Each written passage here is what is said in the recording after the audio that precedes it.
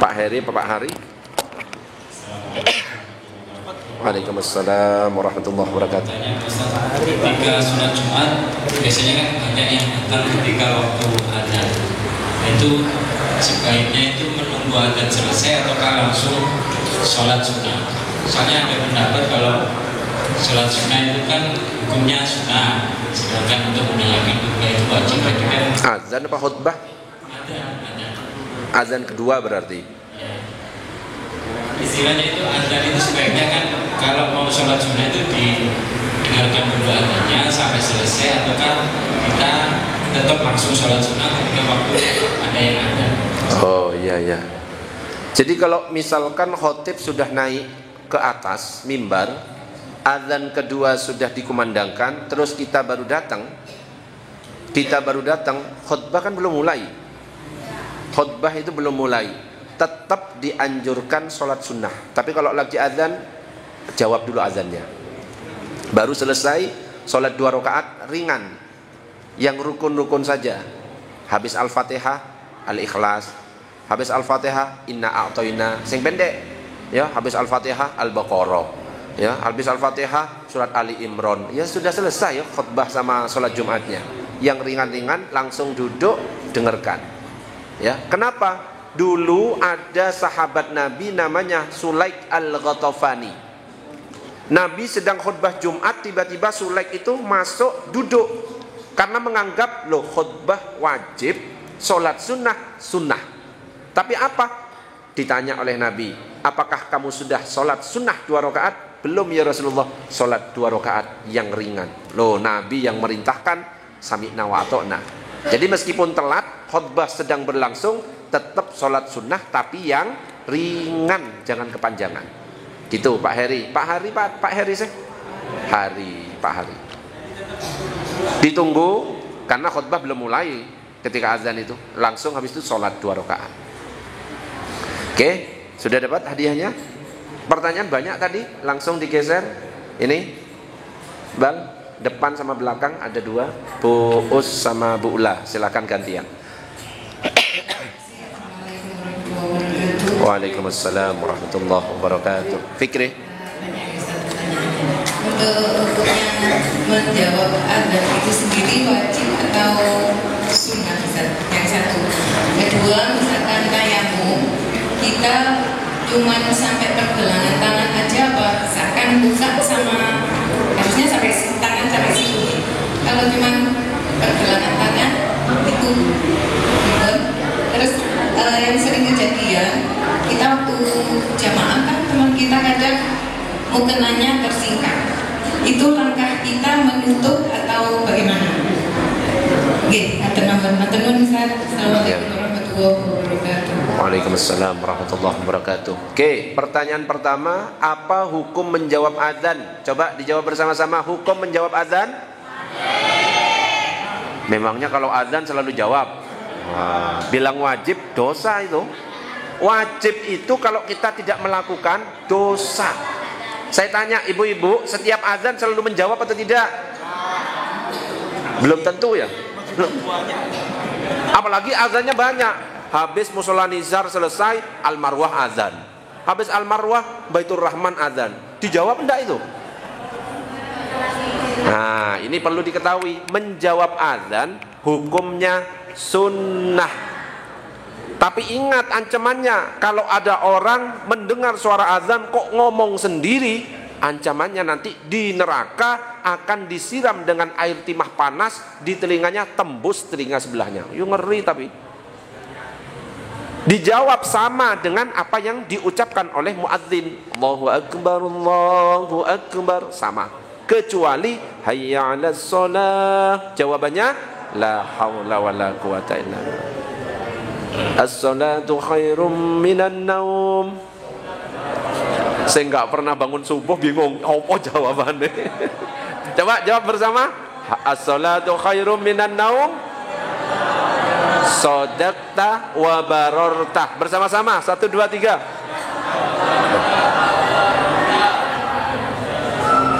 Sing telat-telat terus walah ono jawaban itu.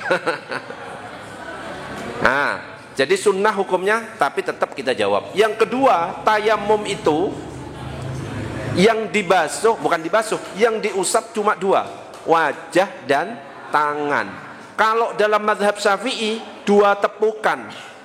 Tepukan pertama untuk wajah, tepukan kedua untuk dua tangan. Tangan yang diusap mulai dari ujung kuku sampai siku. Ustadz, bagaimana kalau saya cuma membasuh sampai pergelangan? Ada pendapat, yaitu pendapatnya Imam Ahmad bin Hambal, satu tepukan otomatis untuk wajah sekaligus tangan cuma sampai pergelangan tangan. Itu pendapatnya Imam Ahmad bin Hambal. Kita bukan bermazhab Hambali, kita mazhabnya Syafi'i, jadi tetap lakukan seperti biasanya. Dua tepukan, tepukan pertama untuk wajah, tepukan kedua untuk tangan. Coba praktik bareng biar ingat lagi. Oke, tangan diangkat semuanya bareng. Dua tangan tempel ke, bukan tembok, gak boleh. Mazhab Syafi'i harus ada tanahnya yang berdebu, tempel ke tanah. Di apa namanya? Tipiskan, ditepuk gini atau ditiup. Habis itu tangan dibagi menjadi dua, bagian atas dan bagian bawah.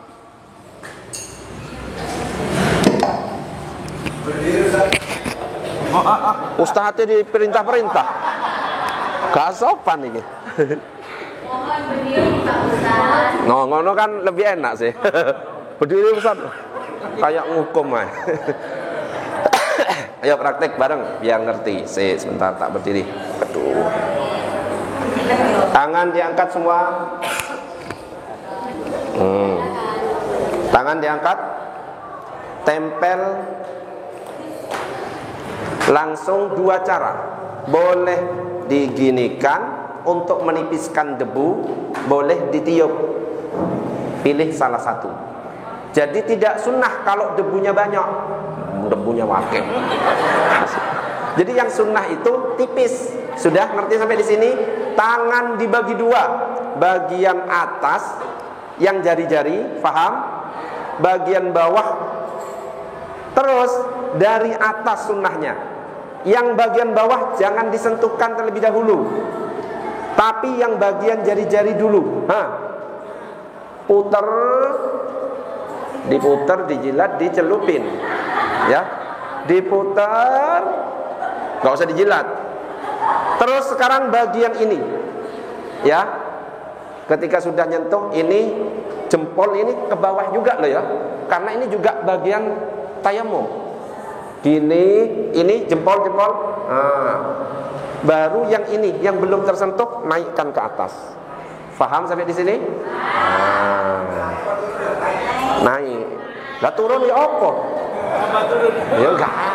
Ojo ngarang-ngarang Pak Murtafiq. Yang kedua, tepuk lagi semuanya. Ditipiskan. Bagi dua lagi. Atas, bawah. Sekarang jalankan di bagian atas, bawahnya jangan disentuhkan. Semuanya. Jalan. Sret. Tapi nggak usah bunyi seret. Iki cuma ya, cuma animasi ya, sret. Sampai ke siku, langsung jatuhkan ke sini. Tek. Paham? Sret. Jangan sampai lepas. Tapi langsung pindah ke sebelahnya. Jalan lagi, jatuh lagi ke sini, terus diginikan supaya ini kena juga. Selesai. Ini tayamum bisa digunakan untuk menggantikan mandi wajib dan wudhu. Ya, dua-duanya sama. Bisa diganti dengan tayamum. Ada pertanyaan? Sudah dapat hadiahnya sudah? Oke, silakan Pak Freddy. Kalau tayamum itu yang fardu aja ya? Kalau tayamum yang fardu saja maksudnya? Kan yang sunnah kayak berkumur. Ya, berkumur gak usah, oke? Tayamum pakai berkumur gak usah. Jadi cukup yang dua saja itu. wajah dan tangan. Kumur-kumur, masukkan debu ke hidung, wis mati Pak Freddy ya. Oh, itu cari masalah itu. Ada pertanyaan yang lain, monggo silakan Bu Yasmin. Geser sama Bu Yasmin dulu. Bal? Oh, Bu Ula, ya silakan. Jangan WA ya, karena saya tak pakai live, tak baca soalnya ini. Silakan. Assalamualaikum warahmatullahi wabarakatuh. Waalaikumsalam warahmatullahi wabarakatuh. Ini sebenarnya titipan pertanyaan dari seseorang. Oh, seseorang. Ini mungkin pernah dijelaskan tentang bersentuhan dengan suami orang. Kan menurut Imam Syafi'i habis wudu setelah sama suami kan batal. Terus bagaimana kalau pas habis wudu perjalanan menuju taklim harus ada wudu, sedangkan waktu diantar suami turun dari kendaraan Salim. kita sebagai istri soleh kan pamit jika ini salim dan semuanya. Bagaimana Ustaz? Batal tambotan gitu. Ya. Sudah, ada lagi? Ya, jadi diantar suami ke majelis terus salim, cipika-cipiki. Tapi kalau diantar Grab, ojo. Grab, cipika-cipiki, salim, cium tangan, nggak usah ya. Oke. Dalam mazhab kita, mazhab Syafi'i, salah satu yang membatalkan wudhu itu adalah bersentuhan bukan mahram. Jangan sampai salah kalimat, ngaji di Al-Anwar masih salah kata terlalu. Bukan muhrim, salah. Yang benar bukan mahram. Muhrim itu orang yang haji pakai ihram, baju putih, itu namanya muhrim. Bukan muhrim. Ya emang wong saya nggak haji umroh. Iya nggak daftar apalagi. Jangan salah, tapi bukan mahram. Yang membatalkan itu adalah bersentuhan bukan mahram.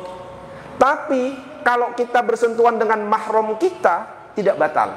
Mahram itu artinya orang yang haram dinikahi. Contoh bapak. Ya, Pak Freddy nikahi bapak, ya jelas gak boleh. Ibu gak boleh. Adik gak boleh. Tante, om gak boleh. Sepupu itu bukan mahram. Makanya kalau ada orang nikah dengan sepupu boleh. Ya, bersentuhan antara saya misalkan dengan sepupu saya, batal wudhu saya. Kenapa? Karena sepupu boleh dinikahi. Istri itu bukan mahram. Kenapa? Istri kita nikahi. Faham sampai di sini? Istri kita nikahi, maka bukan mahram. Loh kan sudah ijab qabul Ustaz. Qabiltu nikahaha wa taswijaha bil mahril madhkur. Saya masih hafal, memang tak hafalkan terus. Makanya saya kan kemarin ketika khutbah nikah pasti saya pakai jas. Kan wis tak bilangi, cadangan ya, misalkan calonnya nggak datang tak siap. Tapi selama ini datang terus, termasuk Abah Ipin datang kemarin. Nah, ketika ada seorang suami istri itu ijab qabul, bukan lantas statusnya berubah terus gak batal, bukan. Itu cuma hanya menghalalkan hubungan suami istri, tapi statusnya tetap bukan mahram.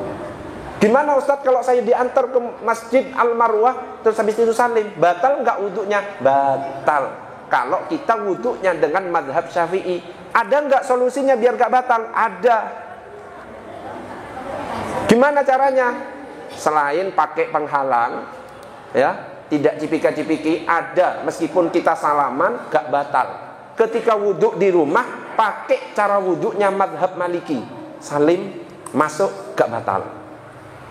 Makanya ketika saya umroh kemarin, selama umroh dari hari pertama sampai hari ke berapa hari ya? 12, saya wudhunya nggak mazhab Syafi'i, tapi mazhab Maliki. Apanya? Oh nggak boleh. Kalau wudhunya mazhab Maliki, batal wudhunya ikut mazhab Maliki. Nggak boleh campur-campur.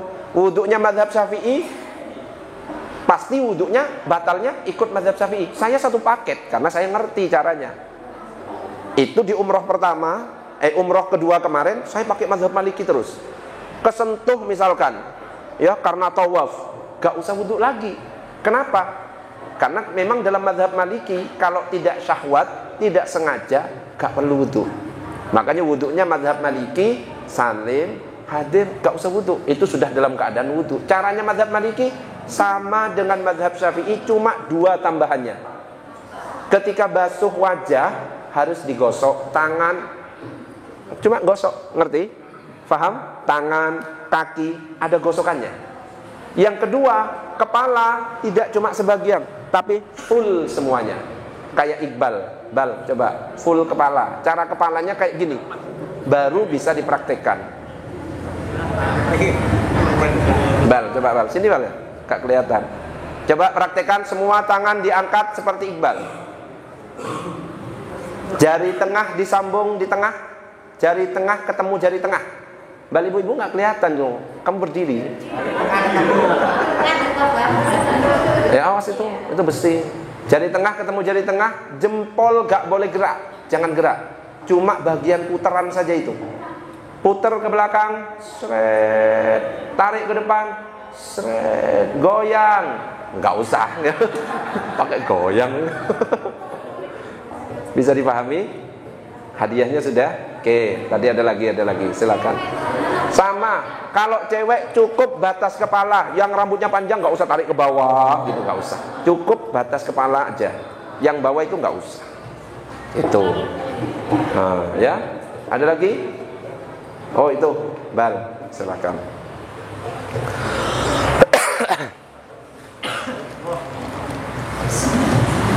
Assalamualaikum warahmatullahi wabarakatuh. Waalaikumsalam warahmatullahi wabarakatuh. Ustaz, ini di luar tema nih. Boleh. Pertanyaannya, kemarin itu saya kan dimintain tolong tetangga suruh buang kucing karena kucingnya banyak di rumah. Buat apa? Buat? Kucing. Oh, buang kucing. Itu bagaimana Ustaz? Saya orang dosa pandang. Pertanyaan kedua, gimana misalkan biasanya kan kadang-kadang saya habis wudu itu langsung nggak pakai baju, langsung wudu gitu. Tuh. Coba bayangkan loh, bayangkan kebiasaan. Itu boleh kan? Terima kasih. Assalamualaikum warahmatullahi wabarakatuh. Yang pertama, hukum membuang kucing. Saya tanya dulu, kucing itu najis atau tidak? Kucing tidak najis. Kalau ada wadah berisi air, kok tiba-tiba dijilat kucing, itu tetap suci wadahnya. Kalau saya tapi jijik, ya. Kalau saya cuma jijik, cuma suci itu, ya. Nah, jadi kucing itu suci. Terus bagaimana hukum membuang kucing? Dilihat di mana tempat membuangnya. Nah, Bu Yasmin membuang kucingnya di mana?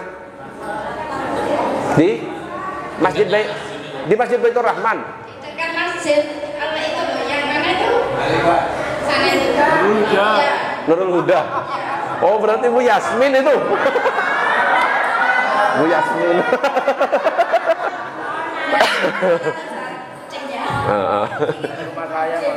Itu loh, masuk ke rumahnya Abah Joni Saleh.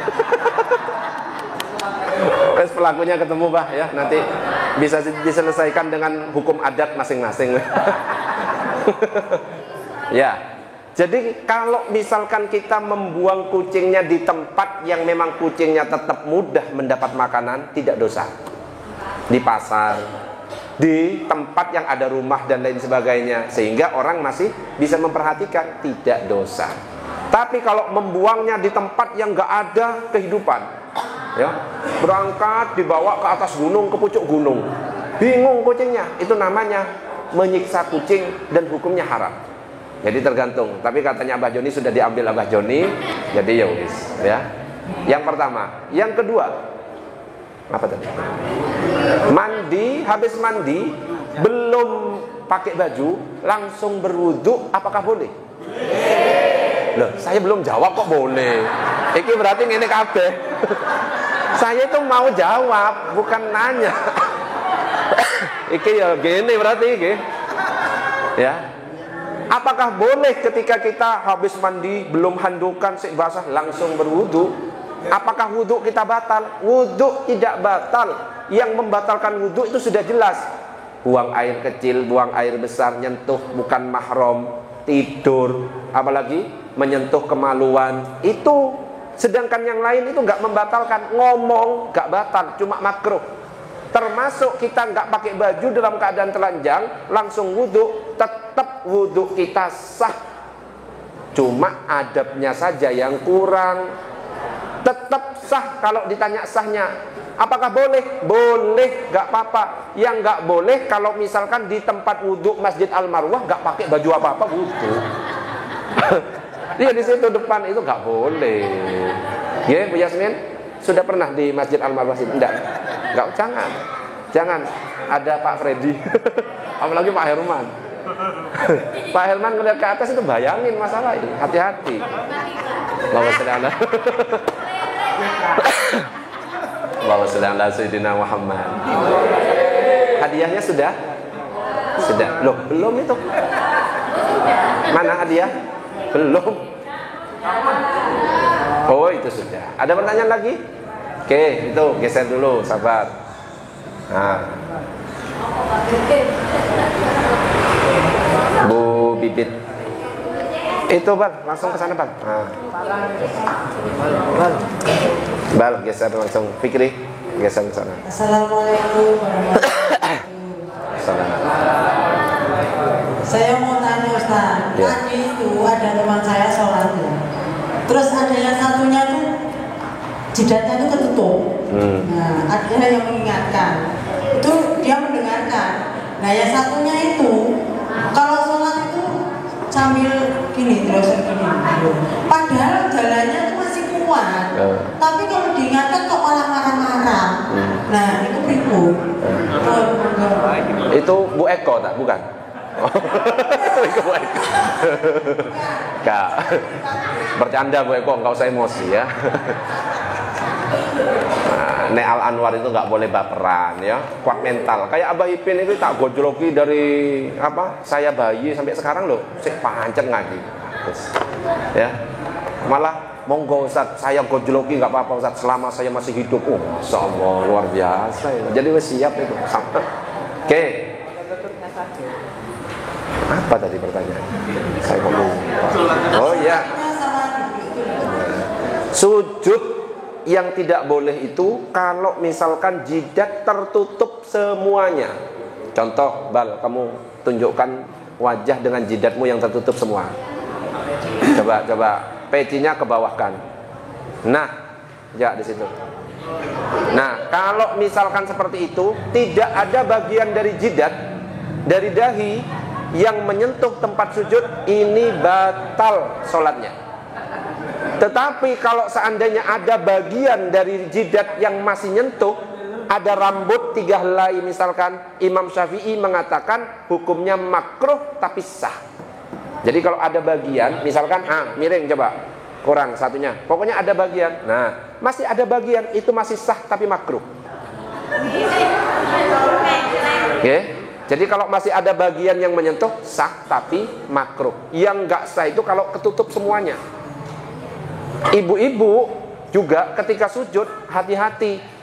Ada rumus yang harus diperhatikan ketika sujud. Nggak boleh sujud dengan benda yang bergerak dengan badan kita. Yang pakai atasan sama bawahan, mukena, itu kan ikut bergerak, paham? Ketika sujud dibuat sajadah. Ngerti maksudnya? Dihampar di sujud, tidak sah sujudnya. Sujud tidak sah, sholat tidak sah. Kenapa kok nggak sah? Karena mukena ikut bergerak dengan badan kita, termasuk sorban. Kalau sorban saya hampar di bawah, nggak apa-apa. Tapi ketika di sini